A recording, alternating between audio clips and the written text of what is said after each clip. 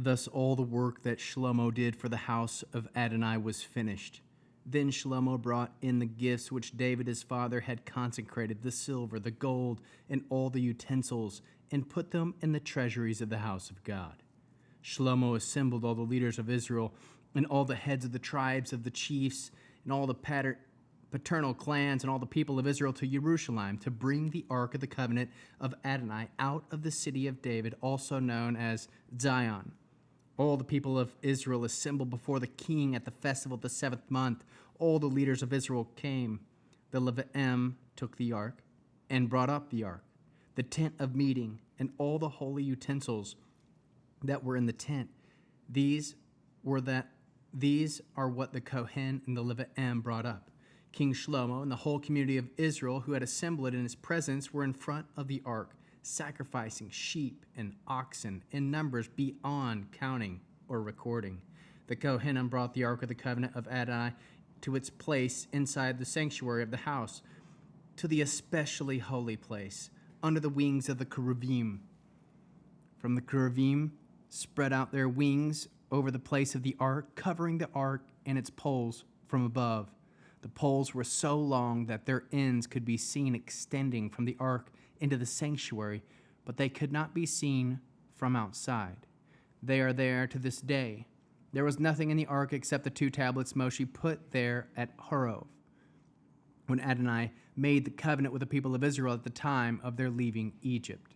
When the Kohanim came out of the holy place, for all the Kohanim who were present had consecrated themselves, they didn't keep their divisions. Also the Leviim, who were the singers, all of them, Asaph, Haman, Utan, and their sons and relatives, dressed in fine linen with cymbals, lutes, lyres, stood on the east side of the altar, and with them, in accord, and with them 120 Kohanim sounded trumpets then, when the trumpets and singers were playing in concord, to be heard harmoniously, praising and thanking Adonai, and they lifted their voices together with trumpets, cymbals, and other musical instruments to praise Adonai, for he is good, for his grace continues forever. Then the house of Adonai, was filled with a cloud, so that because of the cloud the Kohanim could not stand up to perform their service, for the glory of Adonai had filled the house of God. Shlomo said, Adonai said he would live in thick darkness, but I have built you a magnificent house, a place where you can live forever. Then the king turned around and blessed the whole community of Israel. The whole community of Israel stood, and he said, Blessed be Adonai, the God of Israel, who spoke to my father David with his mouth and fulfilled his promise with his hand. He said, Since the day I brought my people out of Egypt, I chose no city from any of the tribe of Israel to build a house so that my name might be there. Nor did I choose anyone to be a leader of my people Israel. But now I have chosen Jerusalem so that my name can be there, and I have chosen David to be over my people Israel. It was in the heart of David my father to build a house for the name of Adonai, the God of Israel. But Adonai said to David my father, Although it was in your heart to build a house for my name, and you did well that it was in your heart, nevertheless you will not build the house. Rather, you will father a son, and it will be he who will build the house for my name. Now Adonai has fulfilled this spoken word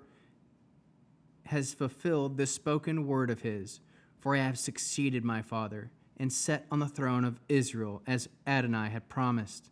And I have built the house for the name of Adonai, the God of Israel. And there I placed the ark containing the covenant of Adonai, which he made with the people of Israel. Then he stood before the altar of Adonai in the presence of the whole community, and Israel spread out his hands. For Shlomo had made a bronze platform 8 3/4 feet long, 8 3/4 feet wide, 5 1/4 feet high, and had set up in the middle of the courtyard. He stood on it, then got down on his knees before the whole community, spread out his hands towards heaven, and said, Adonai, God of Israel, there is no God like you in heaven or on earth. You keep covenant with your servants and show them grace, provided they live in your presence with all their heart. You have kept your promise to your servant David, my father. You spoke with your mouth and fulfilled it with your hand, so it is today. Now therefore, Adonai, God of Israel, keep what you promised your servant David, my father, when you said, you will never lack a man in my presence to sit on the throne of Israel, if only your children are careful about what they do, so that they live by my Torah. So that they live by my Torah, just as you lived in my presence. Now, therefore, Adonai, God of Israel, please let your word, which you spoke to your servant David, my father, be confirmed. But can God actually live with human beings on earth? Why, heaven itself, even the heavens of heavens, cannot contain you. So how much less this house I have built? Even so, Adonai, my God, pay attention to your servant's prayer and plea. Listen to the cry and prayer that your servant is praying before you, that your eyes will be open toward the house day and night, toward the place where you said you will put your name, to listen to the prayer your servant will pray toward this place. Yes, listen to the pleas of your servant, also those of your people, Israel, when they pray toward this place. Hear from where you live, from heaven. And when you hear, forgive. If a person sins against a fellow member of the community, and he is made to swear under oath, and he comes and swears before your altar in this house, then hear from heaven, act, and judge your servants, paying back the wicked, so that his way of life devolves on his own head, and vindicating the one who is right, giving him what his righteousness deserves. If your people Israel sin against you, and in consequence are defeated by an enemy, then if they turn back to you, acknowledge your name, pray, and make their plea to you in this house, hear from heaven, forgive the sin of your people Israel, and bring them back to the land you gave them and their ancestors.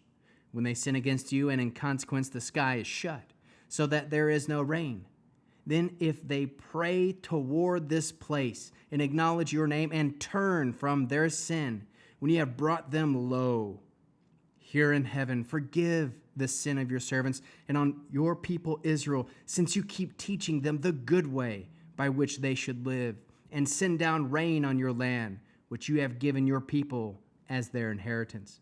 If there is famine in the land, or blight, windstorm, mildew, locusts, or shearer worms, or if their enemies besiege them on any of their cities, no matter what kind of plague or sickness it is, then, regardless of what prayer or plea anyone among all your people of Israel makes, for each individual will know his own plague and his own pain, and the person spreads out his hands towards this house, then hear from heaven where you live and forgive. Also, since you know what is in each one's heart, give each person what his conduct deserves, because you, only you, know human hearts, so that they will fear you and therefore live according to your ways throughout the time they live in the land you gave our ancestors. Also the foreigner who does not belong to your people Israel, when he comes from a distant country, because of your great reputation, your mighty hand, and your outstretched arm, when they come and pray toward this house, then hear from heaven, from where you live, and act in accordance with everything about which the foreigner is calling to you, so that all the people of the earth will know your name and fear you, as does your people Israel, and so that they will know that this house in which I built bears your name. If your people go out and fight their enemies, no matter by which way you send them, and they pray to you toward the city you choose and the house I built for your name, then from heaven hear their prayer and plea and uphold their cause. And if they sin against you, for there is no one who doesn't sin, and you are angry with them and hand them over to the enemy, so that they carry off captive to a land far or nearby, then if they come to their senses in the land where they have been carried away captive, turn back and make their plea to you in the land where they are being held captive, saying, we sinned, we acted wrongly, we behaved wickedly. If in the land where they were brought and are being held captive, they return to you with all their heart, and being and pray toward their own land which you gave their ancestors, toward the city you chose, and toward the house I have built for your name, then from heaven, from where you live, hear their prayer and please uphold their cause and forgive your people who have sinned against you. Now, my God, please let your eyes be open and let your ears pay attention to the prayer being made in this place. Now go up, Adonai, God, to your place of rest, you and the ark through which you give strength. May your Kohanim, Adonai, be clothed with salvation. May those loyal to you take joy in good. Adonai, God, don't turn away the face of your anointed one. Remember the mercies of your servant David. Then Shlomo had finished praying. Fire came down from heaven and consumed the burnt offerings and the sacrifices, and the glory of Adonai filled the house, so that the Kohanim could not enter the house of Adonai because the glory of Adonai had filled Adonai's house. All the people of Israel saw that the fire came down and the glory of God was on the house. They bowed down their faces to the ground on the flooring, prostrated themselves, and gave thanks to Adonai, for he is good, for his grace continues forever. Then the king and all the people offered sacrifices before Adonai. King Shlomo offered sacrifices of 22,000 oxen, 120,000 sheep. Thus the king and all the people dedicated the house of God. The Kohanim stood at their appointed stations, while the Leviim used the instruments that David the king had provided for making music to Adonai in order to give thanks to Adonai, for his grace continues forever, by means of praises David had composed.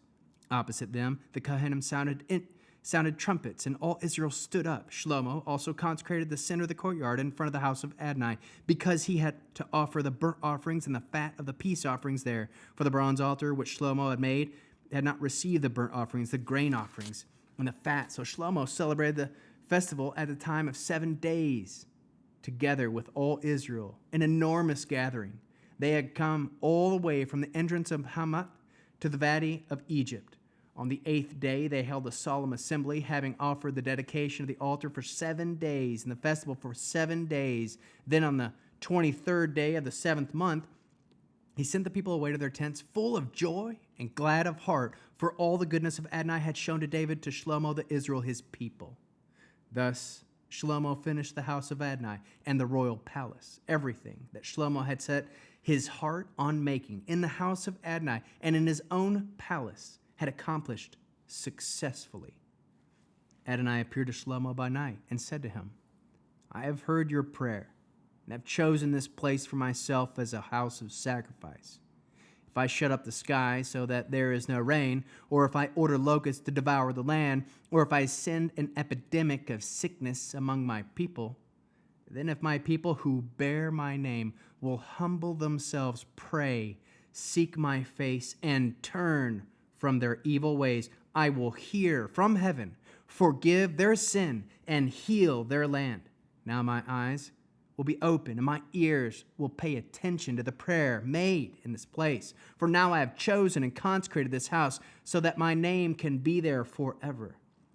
My eyes and heart will always be there. As for you, if you live in my presence, as did David your father, doing everything I ordered you to do, and keeping my laws and rulings, then I will establish the throne of your rulership, as I covenanted with David your father, when I said, you will never lack a man to be ruler in Israel. But if you turn away and abandon my regulations and mitzvot, which I have set before you, and go and serve other gods, worshiping them, then I will pull up by the roots out of the land I have given them. This house, which I consecrated for my name, I will eject from my sight, and I will make it an example to avoid and an object of scorn among all peoples.